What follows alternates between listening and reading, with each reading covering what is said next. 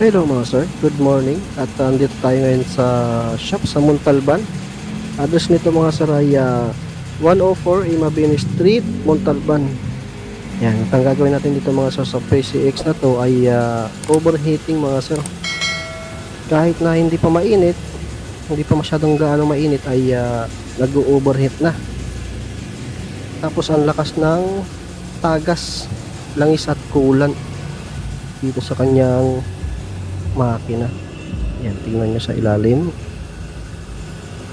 Yan, bali si Kapulong ang kumukuha nung video na to. Yan, chinecheck niya muna lahat kung ano yung gagawin niya. At kapag once na PCX naman yung ginagawa natin mga sir, obligado, kailangan natin paghiwalayin yung makina at chassis na ito. Kasi hindi kayang dukutin. Lalong lalo na sa ganitong mga unit. Yan, tingnan nyo sa pinakailalim niya. Halos lumalabas na yung mga langis sa coolant. Hindi klaro. Ayusin mo, Kulong. Okay. Ayan o, basang-basa. Yan, tapos may mga lik-lik pa ng langis at coolant. Yan, kita nyo. Bali, kakagawa lang ito mga sir. Ayan, tapos dinala sa atin dito sa Montalban at si Kapulong yung mekaniko dito. Ayan, chinecheck niya muna lahat. Ayan, kita naman dito halos basang-basa ang langis at coolant. Okay, paghihiwalay na natin yung makina sa chassis. Yan, pag CP6 mga sir matrabaho po ito. Sa dami ng pairings na tatanggalin dito, halos maghapon mo siyang gagawin.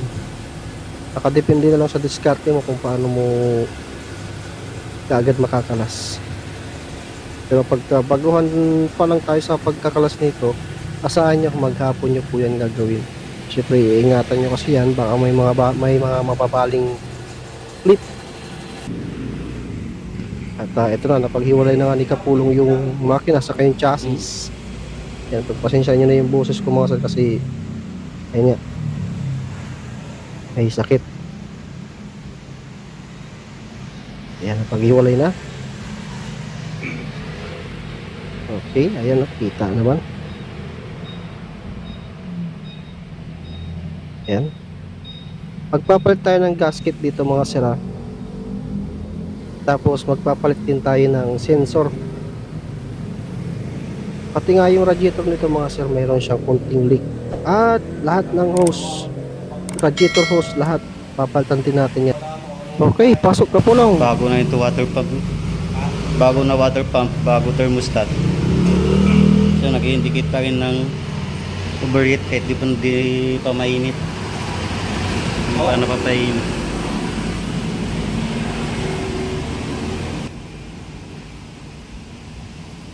Okay, narinig nyo naman yung sinabi ni Kapulong. Kaya tatanggalin natin yung kanyang water pump at mga cover. Yan, tatanggalin natin yan. Tatanggalin natin yung valve cover. Yan, kita nyo naman yung mga valve cover hanggang doon sa mga nut, stud nut. Okay, yan, tanggalin natin yung head.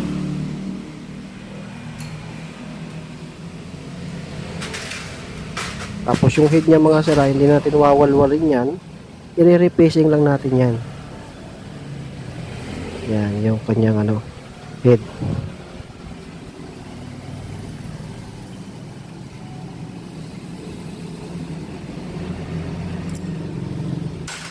Okay, tanggal natin yung gasket.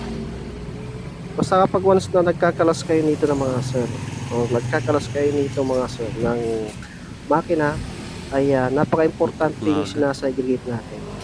Yung gasket ay dapat kapag once na kinalas nyo na to, huwag nyo nang ibabalik. dapat bago yung gasket na ikakabit nyo ulit dyan. Yan, tatanggalin natin yung block.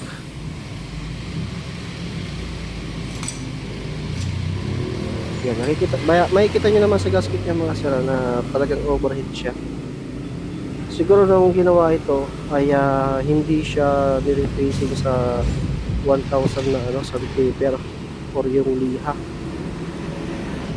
Kaya mamaya ikukuskus natin yan.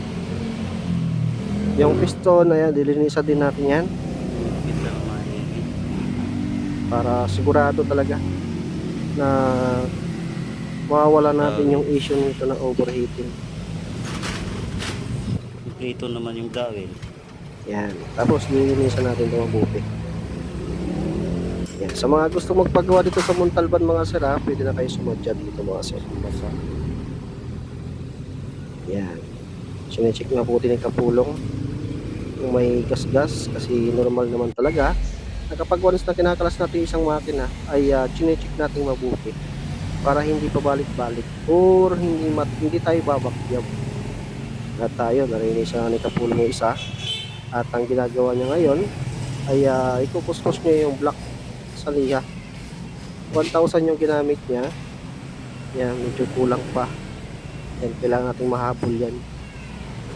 Bingkong siya mga sir. Kaya kailangan natin siyang ikuskus uli. Medyo may katagalan nga lang. Yan. Kasi yung pinagpatungan niya sa salamin yung lagayan ng mga pisa at flat naman yung salamin kaya saktong-sakto hanggang sa ganito yung maging itsura niya. Yan, nalinisan niya na pati yung piston nilinisan niya at ibabalik na. Tapos mamaya ipapakita niya yung dyan, yung bagong gasket na ating gagamitin na original din, galing din sa sa Honda rin pero sa ating galing ng pisa.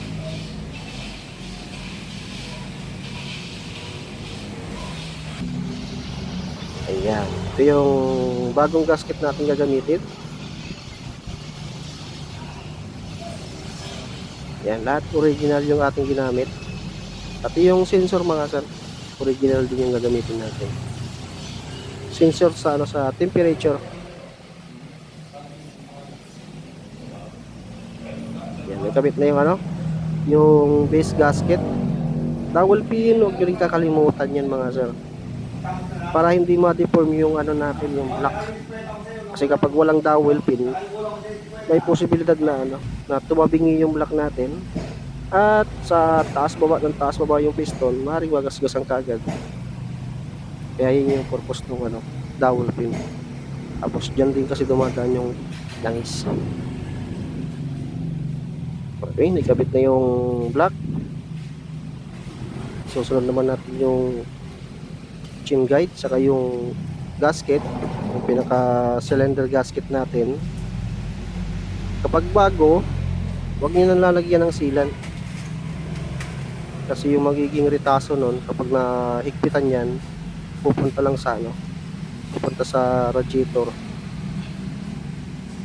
magkakaroon na siya ng bara. Yan, dowel pin, huwag nyo kakalimutan. Tapos ayan yung chin guide at yung gasket na isusunod. Yan. Yan na yung gasket natin. Yan. Okay, ayan na yung gasket. Lubog na. Susunod na natin yung block. Fast forward tayo. Kasi ay yung hit pala mga sir. Kinuskus nyo ulit sa yan sa liha mga sir. Yan. So, salamin natin kinuskus na may 1,000 na liha. Ganyan po lagi yung ginagawa natin. Kapag overheat din yan po yung ginagawa natin. Okay, dapat naka-timing. Pagbasyan kayo lagi sa magneto mga sir. Okay, dapat i-timing nyo mga sir kapag babalik na tayo. Yan. Yung guhit na yan, may kuntil din dyan sa may crankcase. Halos pare-pares lang din naman ng click. Tapos ganyan ang purpose niya, no, for yung pagta-timing namin. Yan, yung go ahead. Okay, sasampakan natin yung ano, cylinder head natin. Yan. Yan yung itapat mga sala.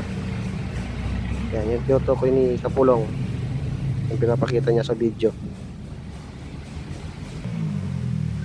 Okay, ayan na. Kinis na yung ano, head natin. Ay, kakabit na natin yan.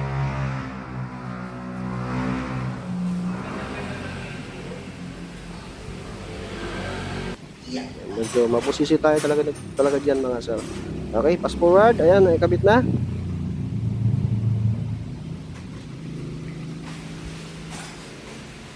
Ayan. Tapos ibabalve clearance nyo din ito mga sir ha. Okay, yan. Ayan, ikabit na rin yung water pump saka radiator. Yan, tapos cover. Ang sukat ng valve clearance natin 10 saka 24. Okay, pag nasamahin natin, let's bolt in na Ingatan mo yung sahig natin. para matesting Bitak na na yan, natin ito. binibitak mo pa.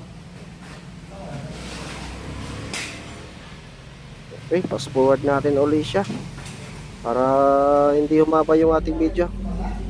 Okay, ayan, napagsama na yung makina saka yung chassis. Ito na siya.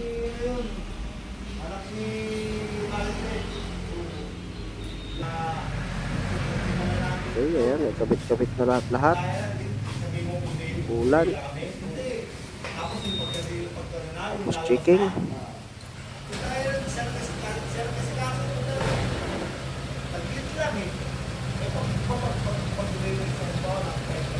Okay, malinis yung engine. Tapos mamaya sisilipin natin yan. Check natin kung may leak. At magpapalit pa tayo ng sensor dyan. Siyempre testing lang muna natin na pinaandar. Okay, ito rin siya sabi kong sensor mga sir. Sensor natin sa, ano, sa temperature. Yan, isa yan sa papalitan din natin. Maulang din naman tong sensor na to. Okay, yan, tinakan natin. Original din yung ang ating ipinalit. At naikabit na. Okay, testing na naman natin. Pati yung radiator dito mga sala, nagpalit din tayo.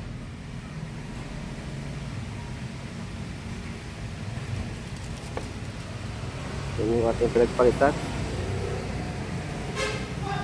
So, mag-testing tayo ulit dyan. Balik natin yung throttle body. Okay, naibalik na yung throttle body. At mag-testing na naman tayo. Hanggang sa magiging finalized na to. Painitin hanggang painitin hanggang sa makuha natin yung talagang hinahanap natin ano, yung goods.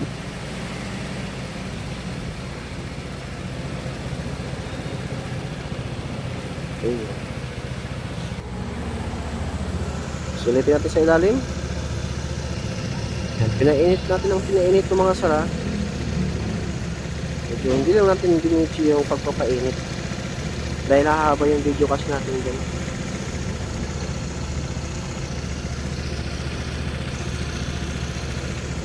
Okay, all goods naman. Yan.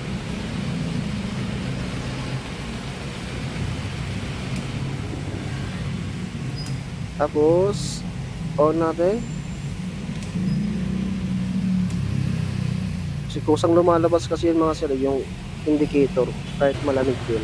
Kaya isa yun sa nag-click tayo ng sensor. Ayan, balik na.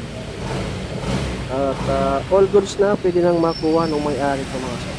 Medyo matagal din natin itong pinaandar kasi gusto namin bago namin i-turn over sa inyo yung unit ay talagang walang issue. Saka gusto namin na ano, kailangan din talagang ma-double check kung babalik pa ba o hindi na yung issue.